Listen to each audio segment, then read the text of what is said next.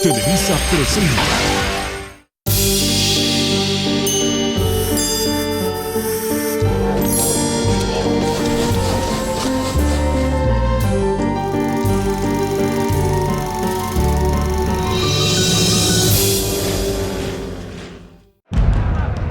Días después de finalizado el Campeonato del Mundo de 1970, Guillermo Cañedo dijo: debemos reorganizarnos y cambiar la mentalidad del fútbol mexicano. Sus palabras culminaban una etapa de modernización del balompié y señalaba los retos que los dirigentes habrían de enfrentar en las próximas décadas.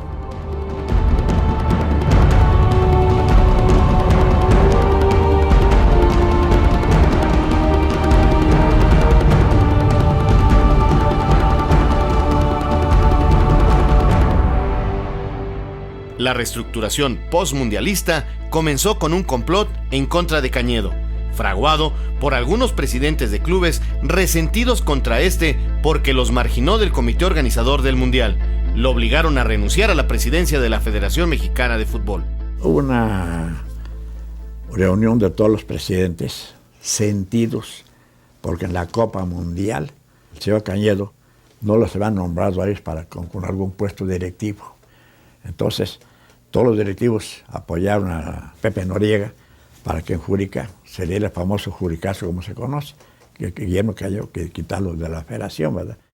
Pienso yo que fue una junta infausta para el fútbol mexicano, porque ahí se empleó la clásica política no limpia que está en alguna actividad, en este caso el fútbol, y sucedieron los aspectos que todos conocemos, ¿no? Y que obligaron al señor Cañedo a retirarse momentáneamente del fútbol.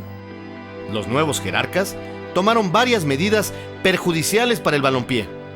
La más grave, quizás, fue cambiar el formato del torneo de liga. Movidos por el afán de ganar más dinero, idearon un campeonato largo y tedioso con una fase final llamada liguilla. Torneo tras torneo, entrenadores y futbolistas se limitaban a especular en busca de los puntos necesarios para calificar a la liguilla. Algunos partidos resultaron verdaderas farsas y los aficionados se alejaron de los estadios. Mientras los federativos hundían en la mediocridad el campeonato de liga, Joaquín Soria Terrazas se afianzaba como presidente de la CONCACAF a costillas del fútbol mexicano. A cambio del apoyo de los países centroamericanos y caribeños a su gestión, accedió a que las eliminatorias mundialistas se realizaran en una sola sede y no a visita recíproca, como hasta el momento se había hecho. Por esa razón, la selección mexicana tuvo que ir a Haití en busca de su boleto para Alemania 74. Por haber accedido los dirigentes mexicanos de que se hiciesen los hexagonales en una sola sede, pues fue regalar la participación de 2 mundiales de México a los centroamericanos, ¿no? A los de CONCACAF. En este caso fue en Haití y el otro fue en Honduras. A su llegada a Haití, la selección mexicana encontró un ambiente sumamente hostil, en buena medida atizado por un reportaje hecho en México en el que se denigraba a los haitianos. El momento que aterrizamos en Haití, lo que me acuerdo es cuando nos bajan y nos suben en un camión, rodearon el camión. No te puedo decir cuán cantidad de personas de color. Y empezaron a moverlo, y tú veías el coraje y el rencor de todas esas personas, y decías, bueno, ¿qué está pasando? Pues tú no sabías. La verdad, yo había estado en partidos, en situaciones difíciles, pero de este tipo así, yo nunca la había vivido. Yo creo que muchos de mis compañeros tampoco.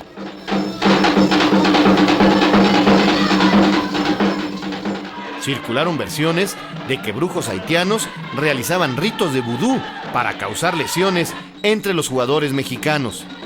También a la redacción de Excelsior llegó un cable firmado por un gurú de la India, que afirmaba que la escuadra mexicana sería masacrada por una turba negra al terminar el partido decisivo. Una extraña ineficacia se apoderó del equipo mexicano, que apenas pudo empatar con Guatemala y con Honduras. Además, varios jugadores comenzaron a sufrir lesiones y malestares. A pesar de este ambiente turbio, México derrotó por goleada de 8-0 al débil equipo de Antillas Holandesas. Después del partido, algunos jugadores y dirigentes mexicanos se fueron a festejar, olvidándose de que aún pendía sobre la selección nacional la terrible profecía del gurú indio. Desafortunadamente, el vaticinio se cumplió.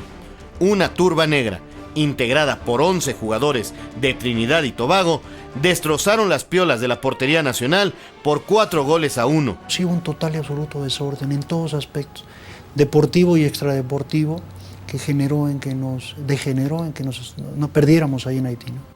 México estaba eliminado del Mundial de Alemania 74 y había que tomar el humillante camino a casa.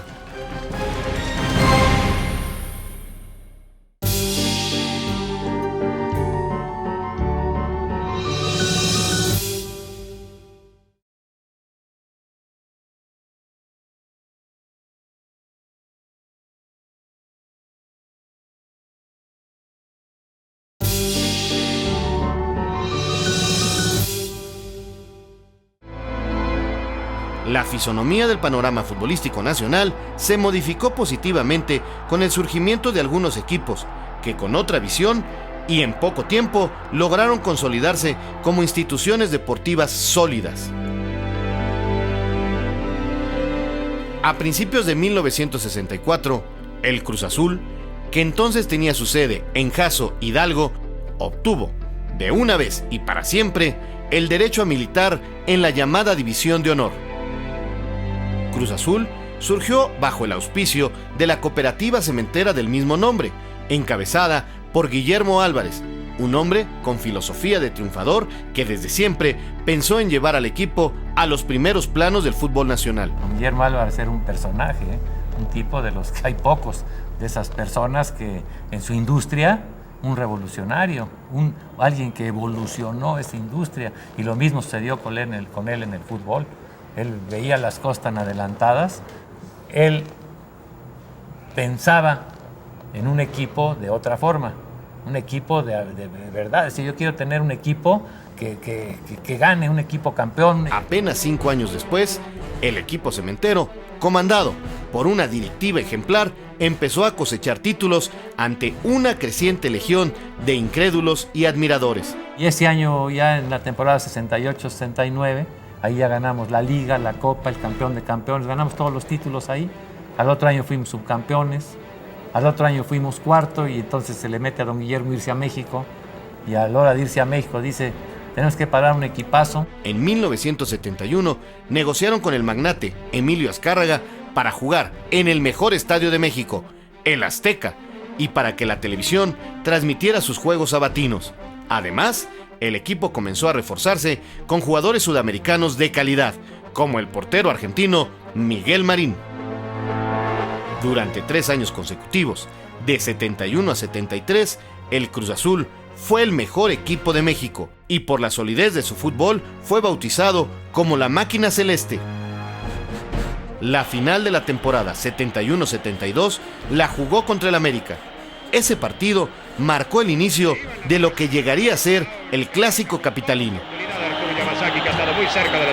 El Cruz Azul nos derrotó ampliamente, 4-1. Ahí nació una rivalidad, yo siento que es una rivalidad que ha venido creciendo. Esa final realmente nos la ganó Marín. Yo en 10 minutos, 20 minutos de juego, tuve 13 oportunidades de gol, que la sacó él de los ángulos. Entonces realmente esa final nos la ganó el Gato Marín. Después nos hicieron 4 goles, pero fue a consecuencia del primer gol, que fue un error, y nosotros seguimos yendo al frente. Nosotros éramos mucho más equipo que ese Cruz Azul. Nosotros, nuestro equipo en el segundo tiempo era el mejor equipo de México, y en el segundo tiempo barrimos al América. Cuando ganamos el campeonato, el que estaba más convencido de que lo íbamos a ganar era yo. Yo estaba seguro que lo íbamos a ganar, y fácil además.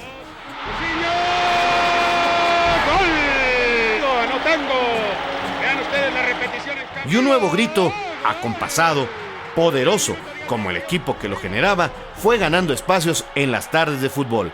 Azul, azul, azul. Los Pumas de la Universidad Nacional Autónoma de México ascendieron a la Primera División en 1962. Los primeros años fueron de sequía para el equipo. Un campeonato de goleo de Alberto Echeverri y un subcampeonato de goleo de Enrique Borja era todo lo que podía presumir. En 1975, el rector Guillermo Soberón impulsó la formación del patronato del Club Universidad Nacional AC con la meta de hacer campeón a los Pumas en un plazo de 3 años. El patronato era encabezado por el ingeniero Guillermo Aguilar Álvarez. Modifican muchas cosas y hay un revulsivo en el club donde inmediatamente los jugadores lo captamos, lo sentimos, y coincide también con la llegada de jugadores importantes, ¿no? que permiten que Universidad empiece a ser un serio candidato a disputar el título del torneo nacional. En la temporada 74-75, la escuadra universitaria ganó el torneo de Copa y el campeón de campeones, venciendo al Toluca en la cancha del Pedregal. El doctor Soberón declaró satisfecho que una nueva era empezaba para la universidad. 2 temporadas después, los Pumas se coronaron venciendo en la final a los Leones Negros de la Universidad de Guadalajara. El equipo anotó 67 goles en el torneo, 34 de ellos obra de Banibaldo Castro Caviño. En aquellos años, el equipo del Pedregal puso en marcha un amplio y, para nuestro medio, inédito programa de desarrollo de sus fuerzas básicas, bajo el cual se formarían sucesivas camadas de jugadores. Porque las fuerzas básicas de Pumas han sido, por historia, las mejor organizadas y las mejor llevadas desde hace muchos años. Eso significó llevar a los niños y a los jóvenes, a los adolescentes, con una mentalidad y con un estilo de perspectiva deportiva y futbolística muy diferente a la que se tiene en otros equipos. Con la llegada del serbio Belibor Bora Milutinovic a la dirección técnica de los Pumas, se inició la renovación del equipo con jugadores talentosos surgidos de la propia cantera universitaria. En 1981, con un equipo en el que militaban solo 2 extranjeros, Jorge Paulino y Ricardo El Tuca Ferretti, los Pumas vencieron en la final al Cruz Azul por 4-1. La escuadra universitaria practicaba un fútbol ofensivo, fresco y creativo que hacía pensar en caminos distintos para el fútbol mexicano.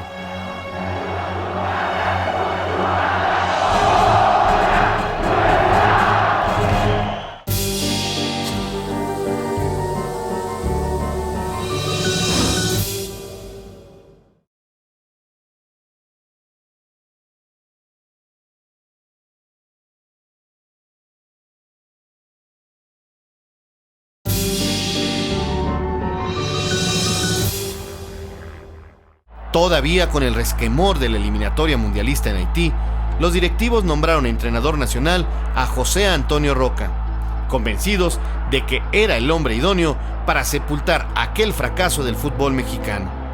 Roca se empeñó también en romper con el pasado e integró el cuadro tricolor a base de jugadores jóvenes que no hubieran estado en Haití en 1973.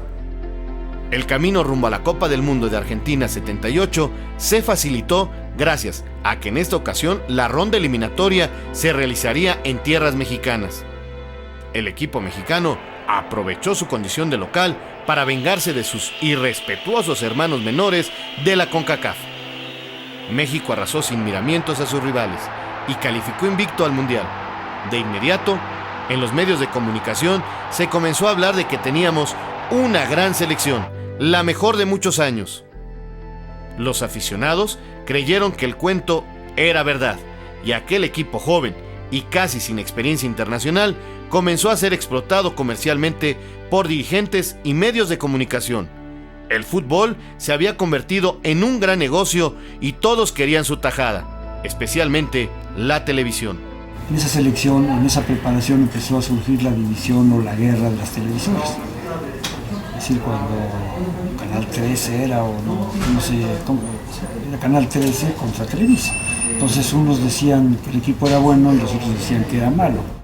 El problema se agravó porque los seleccionados también se creyeron grandes estrellas y comenzaron a dividirse a causa de los contratos de publicidad con marcas de artículos deportivos. A Argentina, la selección viajó dividida. Los expertos colocaron a México como el equipo más débil del Grupo 2, por abajo de Alemania, Polonia y Túnez. En respuesta, el entrenador José Antonio Roca aseguró que el equipo mexicano mostraría su real valía en el torneo de Argentina. Y en efecto, así lo hizo. La selección mexicana debutó con una derrota de 3-1 ante Túnez, preludiando el desastre que se avecinaba. Pues fue un primer partido que estaban todas las ilusiones puestas en que íbamos a ganar, porque era el equipo en teoría menos fuerte, pero el marcaje hombre a hombre nos destrozó. O sea, dimos muchas ventajas a los tunecinos que eran más rápidos, y los desmarques que hicieron sin balón fueron fundamentales para acarrear a los jugadores, sobre todo de defensa, y el jugar hombre a hombre pues nos vino fatal, ¿no? Hasta grado que no sé si uno de los 3 goles que nos metieron, yo siendo delantero terminé de defensa porque era un marcaje hombre a hombre, ¿no? Hugo Sánchez nunca lo hacía. Había jugadores que lo podían hacer, pero Hugo Sánchez no. O sea que eso es mentira. El partido se complica, el equipo está nervioso, el equipo está miedoso, pero lucha y nos vamos al descanso tirando minutos antes un penalti. O sea, un manejo de partido ideal cuando se tiene el ánimo y la mentalidad y la actitud correcta. Lamentablemente el equipo no la tenía porque se estaba asustado. Los Panzer alemanes la aplastaron por 6-0 y Polonia la despidió también por 3-1. El mundo futbolístico mexicano se llenó de indignación, estupor y dudas. ¿Qué había fallado esta vez? ¿La estrategia? ¿La táctica? ¿La técnica? ¿La condición física? ¿El entrenador? ¿Los jugadores? ¿Los directivos? Por último, lo del Mundial. ¿Usted a qué lo atribuye realmente, ingeniero? Bueno, en mi informe que entregué oportunamente, aclaro muchas situaciones, la mía personal, la opinión mía en lo personal y opiniones que recibí de técnicos muy calificados en el fútbol mundial, y se llega a la conclusión, después de muchos análisis y de pequeños estudios, de que falló la situación anímica. De eso estoy completamente seguro. Sin embargo, nadie pudo dar una respuesta clara a estas interrogantes, y la caída en picada que el fútbol mexicano inició después del Mundial de 1970 se prolongó hasta el premundial de Honduras 1981. ¿Cómo va mentalmente el equipo para este premundial en Honduras? Yo pienso que va bastante bien. Hemos tenido trabajos con el psicólogo que nos han servido bastante. Aparte, tuvimos buenos resultados en la gira que nos dieron confianza y un estado anímico bueno. Ese año, una vez más, México encontró a los países centroamericanos y caribeños dispuestos a recurrir a todo tipo de argucias para hacer tropezar al hermano mayor. Todo es contra México, todo. El arbitraje, en los campos, los entrenamientos, la gente, los chamaquitos en la calle te ven pasar y si traes algo que te identifique por los panzos, todo te insultan, te mientan la madre, te insultan, te dicen de todos los niños, todo mundo está contra ti. La delegación mexicana no supo cómo contrarrestar las condiciones adversas y en la cancha el equipo tricolor se desdibujó y no fue capaz de evitar una nueva eliminación a manos de sus rivales de zona. O sea que llegamos muy bien a la competencia. Jugamos el primer partido contra Cuba y lo goleamos. El equipo jugó por nota. Bueno, pues después de eso no volvimos a jugar bien. Nos ganó Salvador y después con un gol que hubiéramos metido hubiéramos calificado. Bueno, pues no le pudimos meter el gol a Canadá, no le pudimos meter el gol a Honduras y tuvimos oportunidades de hacerlo. Y jugadores así de la talla de Hugo Sánchez y de Tomás Boy, que eran jugadorazos, bueno, pues no le salieron. Y de repente, cuando acabó el partido contra Honduras que empatamos a 0, nos vimos eliminados.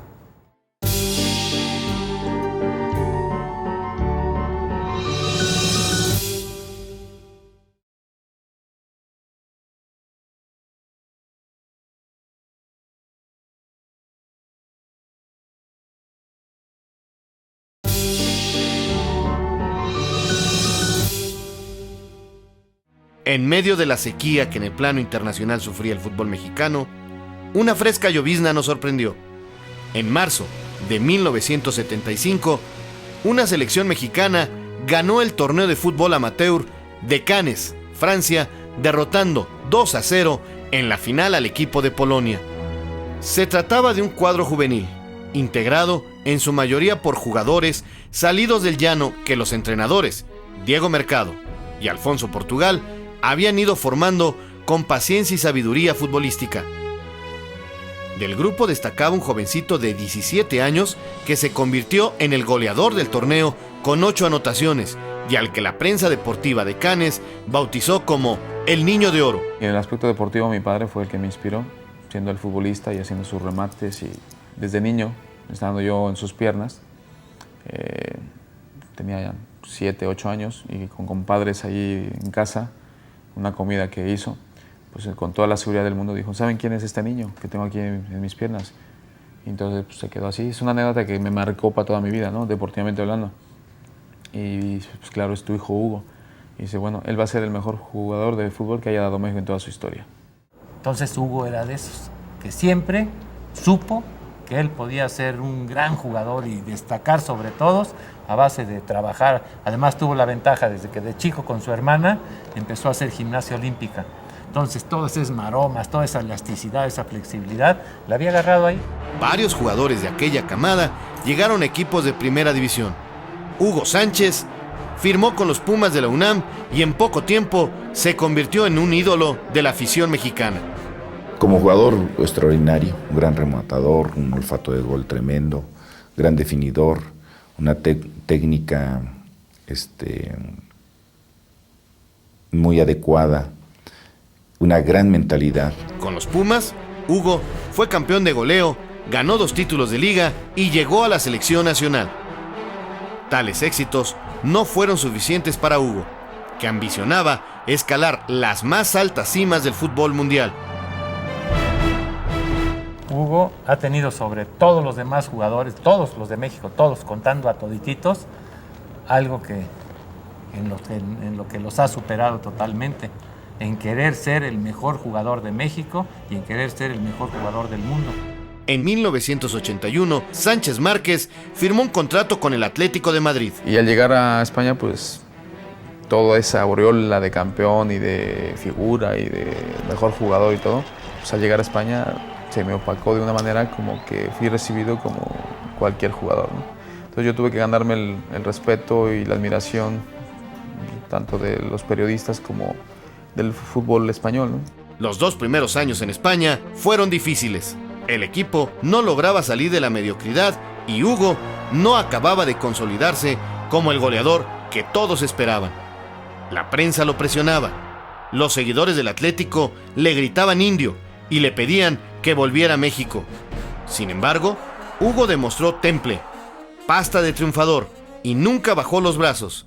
En la tercera temporada, con el equipo colchonero, ganó su primer título de goleo en España y comenzó a recibir ofertas de los principales clubes españoles e italianos.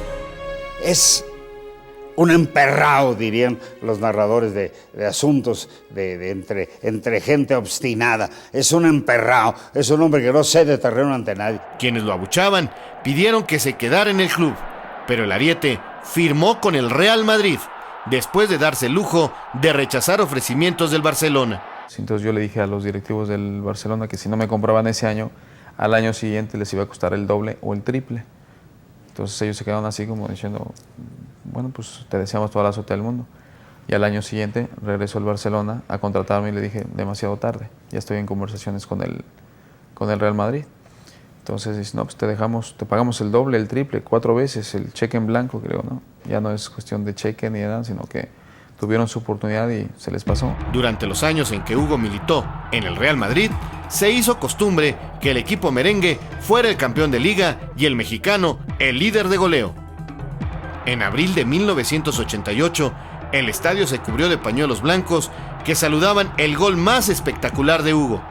El entrenador merengue, Leo Benacker, propuso que al anotarse un gol semejante se suspendiera el juego y todos se fueran a festejar. En su mejor momento como futbolista, Hugo fue el rey de Europa, ganó su 5º Pichichi y obtuvo el botín de oro. Es que es el súper bien amado del balompié mexicano. Hugo Sánchez honró a toda la gente que le tiene fe al jugador mexicano y con eso está dicho todo. ¿Qué otra cosa podría desear Hugo Sánchez después de tantos premios y reconocimientos? Sin duda, ganar una Copa del Mundo. Solo que para eso dependía del fútbol mexicano. Un fútbol que lo vio nacer, pero que se mantenía rezagado, lejos de la calidad del gran goleador.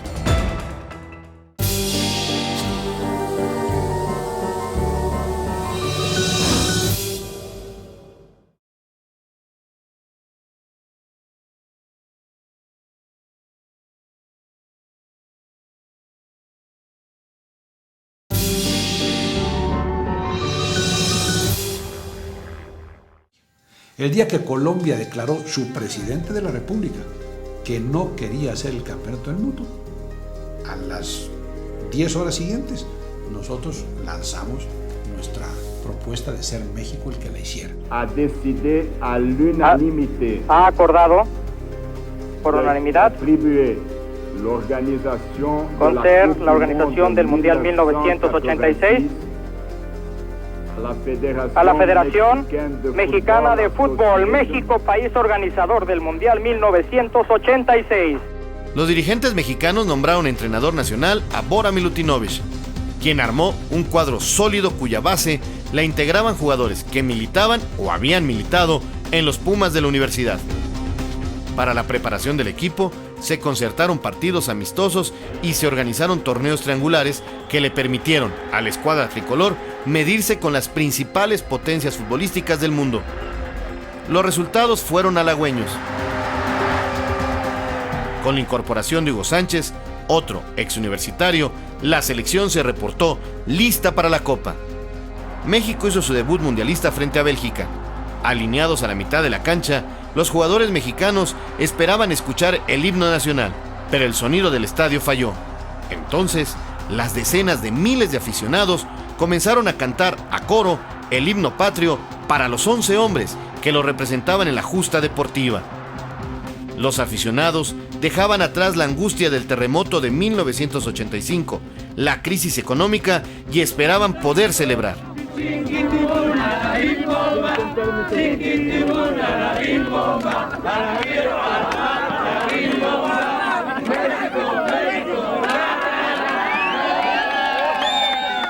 México derrotó a Bélgica por 2-1 y los mexicanos se arremolinaron en torno al Ángel de la Independencia para festejar. Después, la escuadra nacional empató a 1 con Paraguay y le ganó 1-0 a Irak. La selección calificó en primer lugar de su grupo a la siguiente ronda y la celebración continuó. En octavos de final, los mexicanos se enfrentaron a la selección de Bulgaria. Los nuestros ganaron ese partido mediante una jugada de primer nivel que culminó el zurdo Manuel Negrete con un soberbio gol. Un gol que fue designado el más hermoso del Mundial de 1986. La escuadra mexicana, que había hecho valer su condición de local en el Estadio Azteca, debió jugar su siguiente partido en Monterrey, frente al siempre poderoso equipo de Alemania. Los aficionados regiomontanos creían a morir en la selección nacional y cobijaron con su apoyo entusiasta a los jugadores.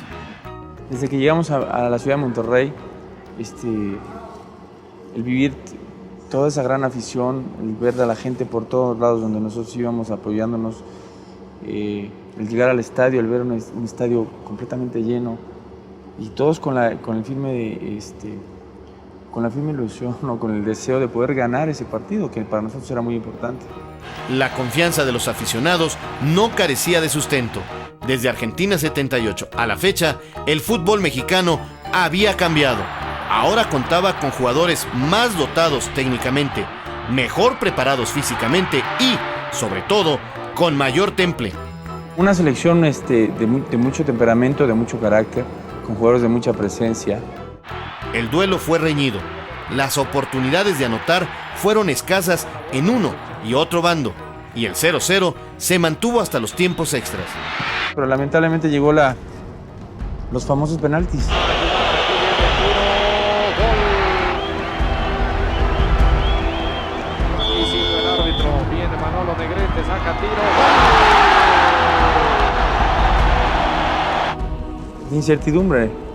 Incertidumbre porque sentías, yo veía en las caras de algunos tensión, ¿no? No es muy fácil, no es muy grato. Momentos de gran estrés donde el ejecutor en ese momento no puede sobreponerse.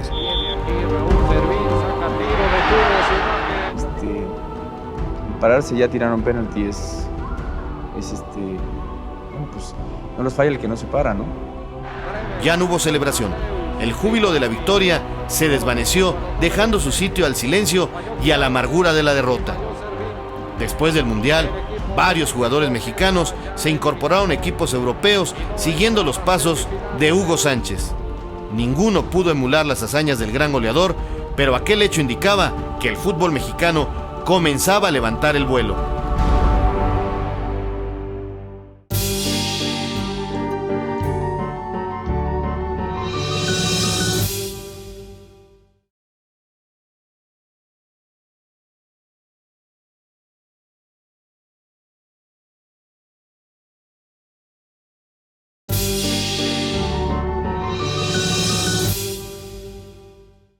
A mediados de 1991, México era favorito para ganar la primera edición de la Copa de Oro de la CONCACAF. Pero el equipo que se coronó fue el de los Estados Unidos. Manuel Lapuente, quien había tomado las riendas de la selección con miras al Mundial de 1994, reconoció su rotundo fracaso y renunció. Francisco Ibarra y Emilio Maurer, entonces a la cabeza de la Federación Mexicana de Fútbol, voltearon hacia el exterior en busca del hombre que hiciera del cuadro mexicano un equipo ganador. Semanas después, los dirigentes anunciaron la contratación del argentino César Luis Menotti.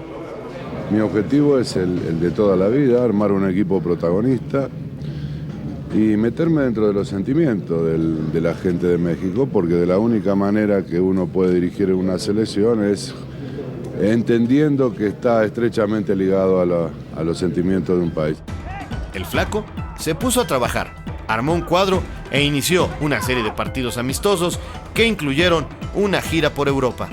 Yo vengo aquí para ser campeón del mundo, no vengo aquí para perder el tiempo.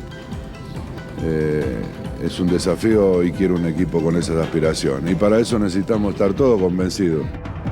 Menotti, filósofo del fútbol, psicólogo experto en futbolistas, comenzó a producir un cambio profundo, sólido, en los seleccionados.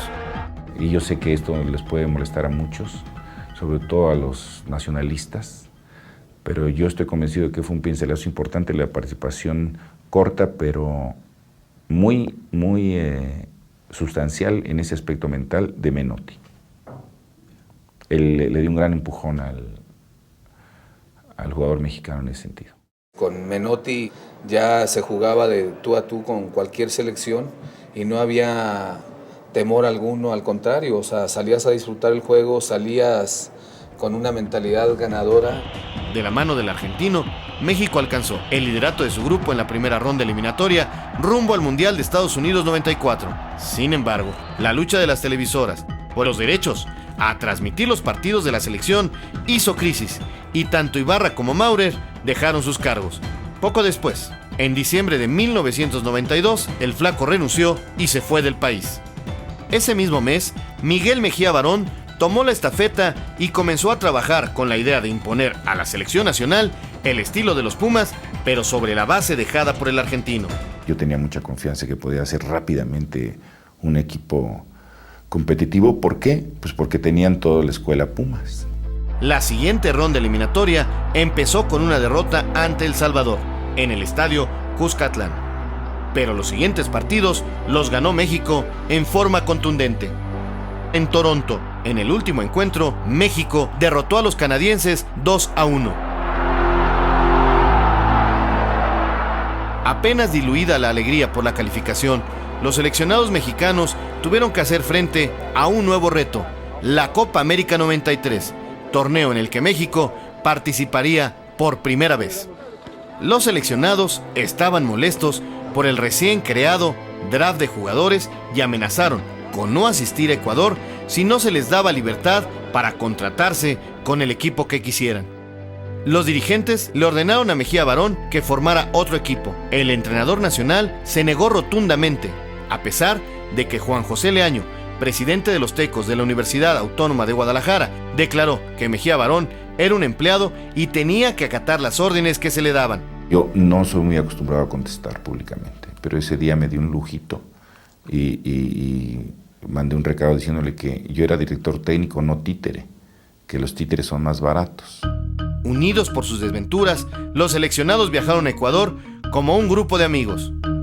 Los mexicanos debutaron con una polémica derrota frente a Colombia, pero frente a Argentina sacaron la casta y comenzaron a mostrar su verdadera estatura futbolística. Y después fue con Bolivia, que se empata, que pienso que fue el peor partido que dimos de esa Copa América, pero a final de cuentas se consiguió el pase a la siguiente ronda.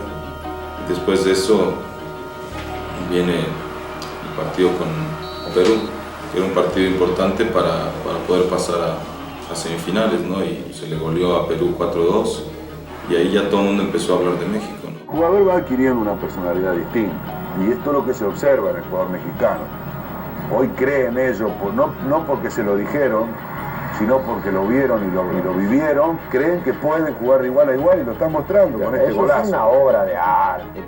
Después viene la semifinal con Ecuador, siendo Ecuador el país anfitrión, y se le gana igual, se le gana 2-0 en un partido complicado porque llovió después, en el segundo tiempo cayó un aguacero muy fuerte, pero donde México demostró que seguía siendo superior.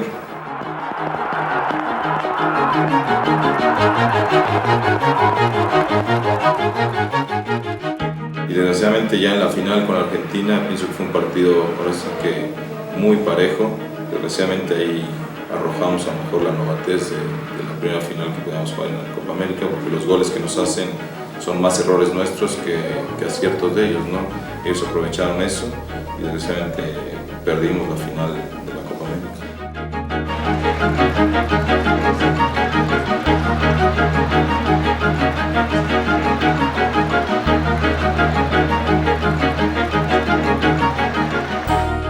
Los aficionados mexicanos reconocieron el valor de sus muchachos y los recibieron como héroes. Los seleccionados se trasladaron del aeropuerto a Los Pinos en un autobús descubierto para que miles y miles los vitorearan a su paso. La selección vivía, finalmente, un momento de romance con sus fieles seguidores.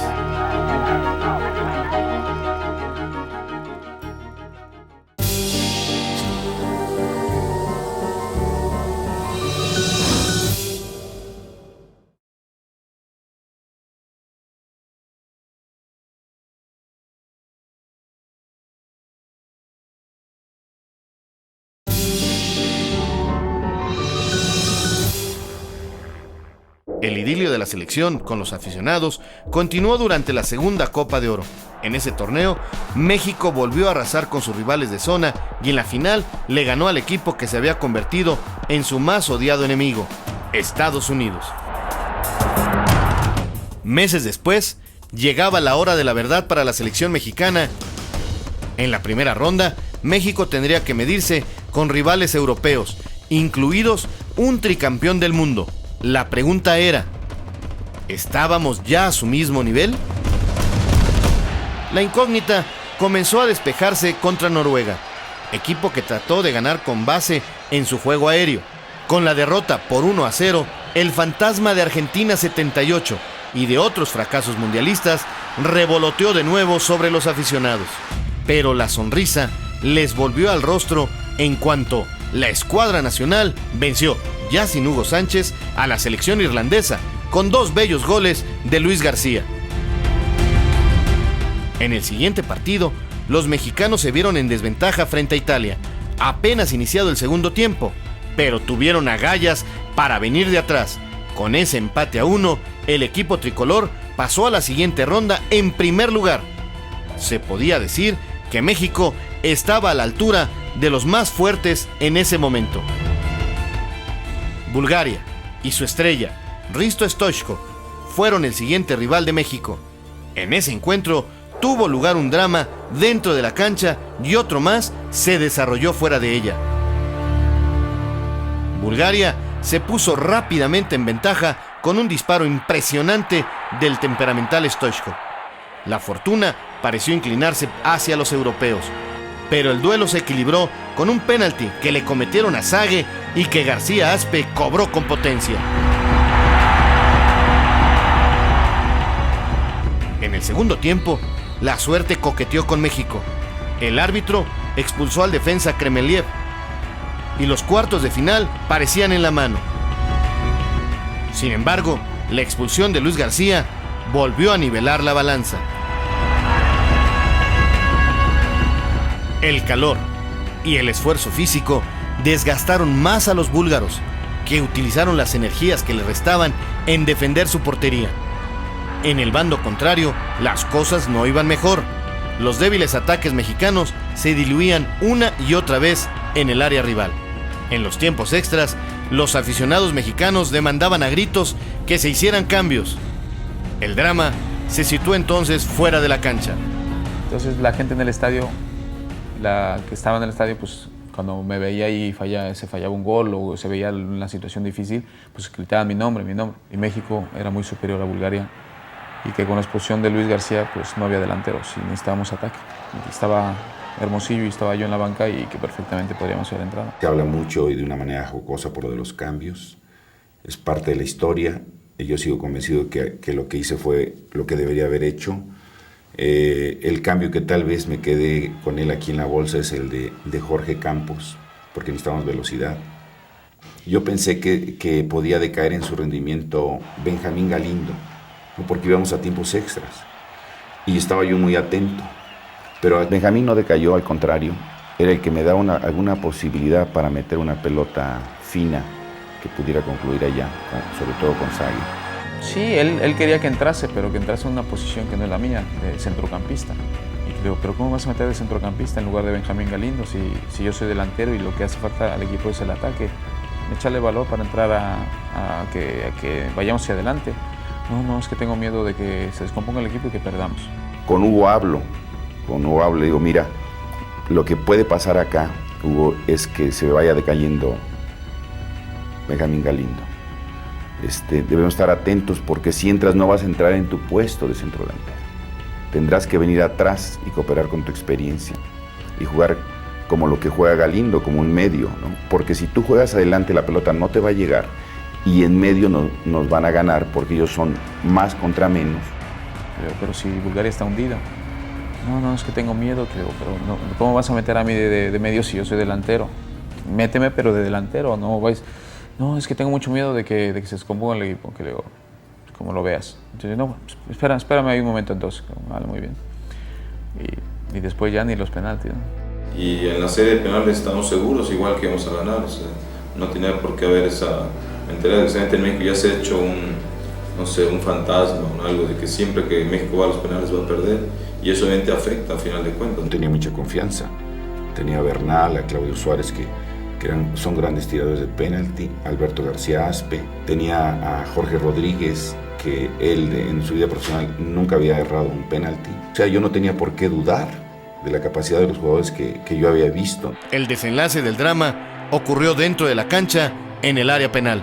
A mí me queda un sabor muy amargo porque después de cobrar el penal muy bien, tontamente a la hora de ir a cobrar yo el primer penal dudo un poco en si lo tiro igual o si lo cambio, y en esa fracción de segundo que dudas fallo y pega el travesaño y se va. Y cuando lo fallo sentí algo, es muy difícil describirlo, no sé, algo horrible, ¿no?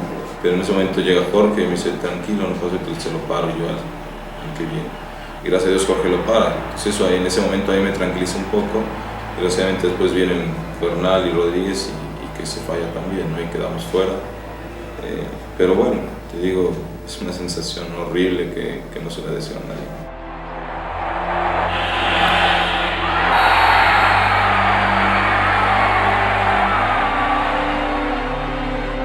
Una vez más, los tiros penales dejaron un amargo sabor de boca. Sin embargo, algo había cambiado. A punto de cumplir su primer siglo de vida, el fútbol mexicano escribía sus mejores páginas. A partir de 1986, la mentalidad derrotista y la falta de temple quedaron atrás. El desencanto ya no provenía de las goleadas o de las vergonzosas eliminaciones, sino de aspirar a la grandeza.